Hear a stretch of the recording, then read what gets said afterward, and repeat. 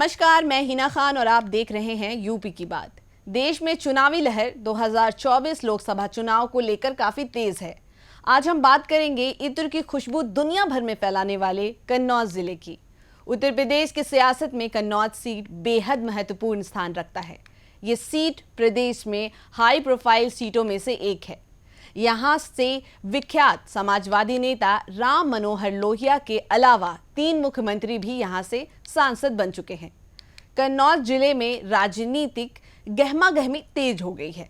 Samajwadi party के गढ़ में पिछली बार सेंध लगाने वाली भारतीय जनता पार्टी यहां पर फिर से कमल खिलाने के मूड में है, तो सपा अपनी सीट फिर से वापस पाना चाहती है। फिलहाल यहां बीजेपी काबिज है।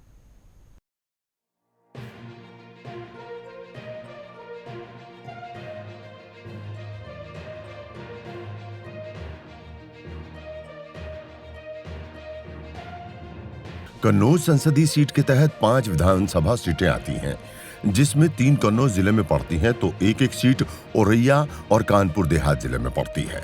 छिबरामऊ, तिरवा, कन्नौज, बिधुना, औरैया और रसूलाबाद, कानपुर देहात यहाँ की विधानसभा सीटें हैं।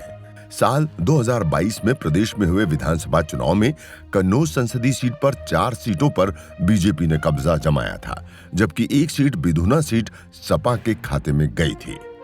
2019 के संसदीय चुनाव में कन्नौज संसदीय सीट के परिणाम को देखें तो यहां पर बीजेपी के सुब्रत पाठक और सपा की डिंपल यादव के बीच कड़ा मुकाबला रहा।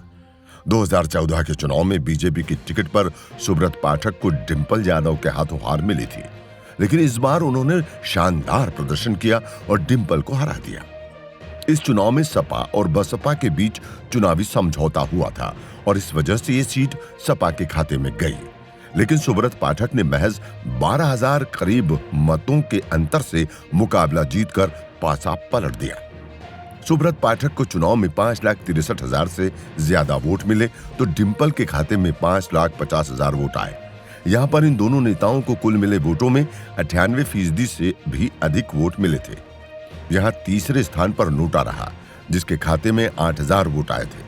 कन्नौज सीट पर तब के चुनाव में कुल 18,27,000 वोटर्स थे, जिसमें पुरुष वोटर्स की संख्या 10,03,000 थी, जबकि महिला वोटर्स की संख्या 8,23,000 थी और जहां कुल 11,40,000 वोट पड़े।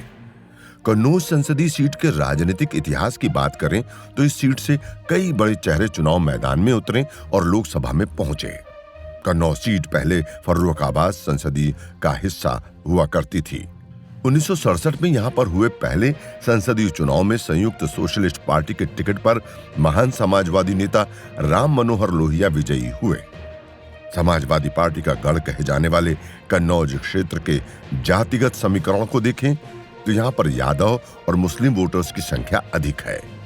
यादव बिरादरी के वोटर्स की संख्या 16% है, तो इतनी ही संख्या मुस्लिम वोटर्स की भी है। 1990 के बाद कन्नौज सीट पर सपा का ही दबदबा दिखा, जबकि बीजेपी सिर्फ 2 बार ही जीत हासिल कर सकी है। वहीं बसपा का यहां अब तक खाता नहीं खुला है। इस बार बीजेपी ने सुब्रत पाठक को मैदान में उतारा है, वहीं बसपा ने अकील अहमद को टिकट दिया है, लेकिन सपा अब तक यहां किसी भी प्रत्याशी को मैदान में नहीं उतार पाई है।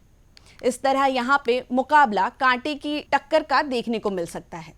पिछले 2 मुकाबलों में हार जीत का अंतर बेहद कम रहा था, इसलिए 2024 के चुनाव में भी कुछ भी हो सकता है। जीत किसी भी पार्टी के खाते में जा सकती है।